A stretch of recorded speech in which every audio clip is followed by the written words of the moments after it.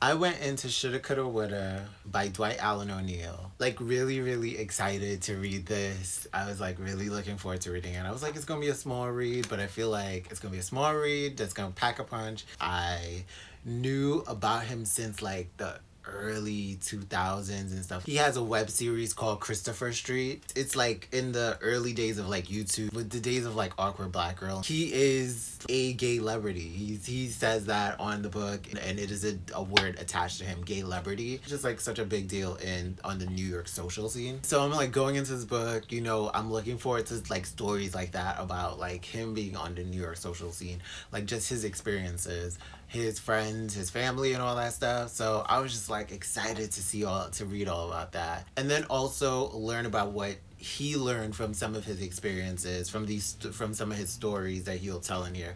Like get some of the lessons that he's learned from these experiences. And I was a little disappointed because it had a lot of great stories, but I felt like the stories needed to be fleshed out some more, like digging into his life a little bit more, telling more of the stories, not necessarily to kind of like dig into his life and be like man nosy and you got to spill all your beans and all your business out onto the page, but like really really elaborate on certain aspects, kind of really flesh it out and kind of let it spread out and breathe on the page. He talked about people that had an impact on his life and kind of helped him and were mentors and inspirations to him. I would have loved if he kind of elaborated on their lives a little bit. I also wish he'd kind of like really focused in, I guess, on the lessons that he gained from some of his experiences, from some of these stories, like really focused in on those lessons, because I feel like he told the stories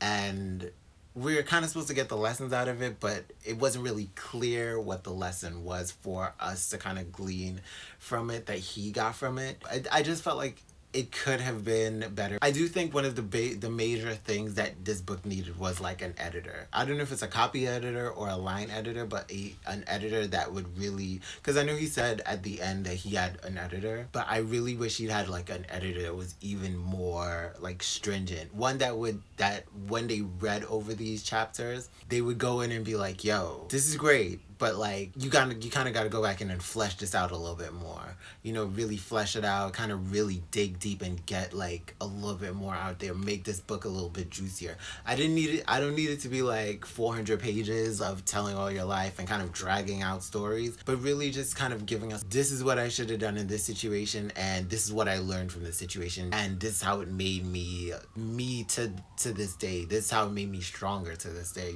Like I just wish it was that. And on the note of needing an editor, at first when I started reading, I was like, okay, it's probably like a mistake or two, where there were a few words that were like, okay, out of context, or I guess misspellings maybe, or just like grammatically it like not correct. So I feel like an editor could have came in to really clear it up, because at first the beginning it had like a few and I was like, oh okay, maybe just a few oversights, but then it's like the more I read it kind of I was seeing it a few pages every now and then throughout the book, and it's also still very a short book, so it's still very noticeable. So I wish that he had like an even better editor to really get in there and like clean the book up, push him to expand some of these stories, like really flesh them out a little bit more, give them like some more meat and some juice to those chapters, and then like make sure that every line, everything was like on point, like just on point. Like I feel like it could have gone through a few more drafts, and I definitely don't want it to be that I'm like going in after this book, because I'm like I really wanted to like go into this, I really want to go into this and be like, yo, this book is so like it'll like inspire your life, it's amazing shit, because I really wanted to, like, I love Dwight, he's such an impactful person, like I just love his energy, I love his boldness, I love that he was just unapologetically himself.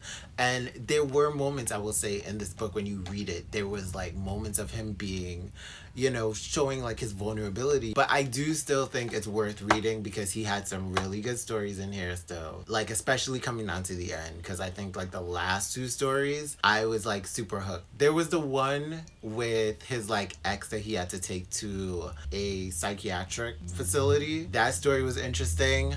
I will say that story was a little, for lack of a better term, problematic because some of the language in there, it was a little bit casual about it. I think that has more to do with, like, that is part of kind of where our generation comes from a little bit. So we're learning this stuff in time. So I think that was something that he may not have been aware of in writing this book, and he just was like, I'm telling this story and I'm being authentic with it, and not being aware that some of the language might have been a little bit like not the best to use when talking about mental illness and stuff like that. That story was amazing, but the story with that he was like the last two stories that they were like part one and part two of the same story. And that one, I was hooked in that one because it's like, yo, the story that he's talking about was something that was on the news.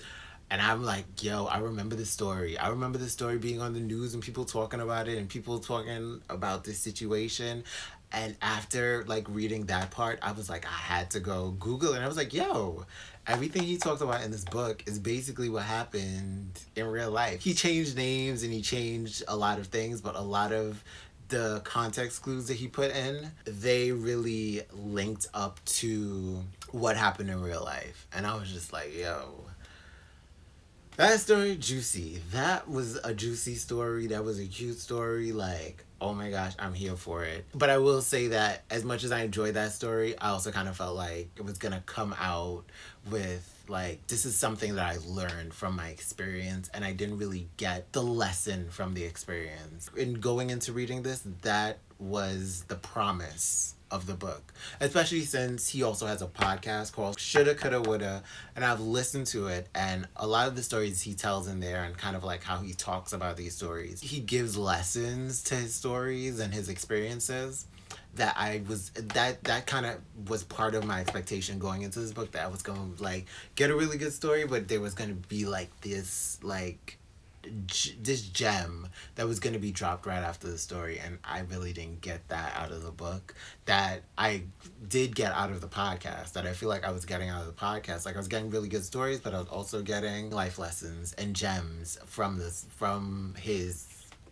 podcast, from his stories, from his experiences, from his life. I don't know, I still think it's still worth a good read. Like, it's not too long. It's like 140 pages, 130 pages. You could breeze through it, especially you could read it most definitely for the 8th and 9th chapter, definitely. But I will say I was a little disappointed though. He said he's gonna write another book, and I'm like, yes, please write another book, and I really hope that you do even like more with it. Like, do even more, like really flesh it out, like really make sure that the editor comes in and cleans it up, make sure it is sparkling on that shelf. Like, I want the best for Dwight. Like, I want the greatness. And we like Capricorn. We are January Capricorns too, so I'm like, yo, like, I want the best for my fellow January Capricorn. Shout out to Dwight Allen O'Neal for writing this book and publishing it. I am looking forward to seeing what the next book that he comes out with, and more stories of his life experiences that he's going to share in those books. Thank you for spending your time with me, and I am out this bitch like Fleek the fuck.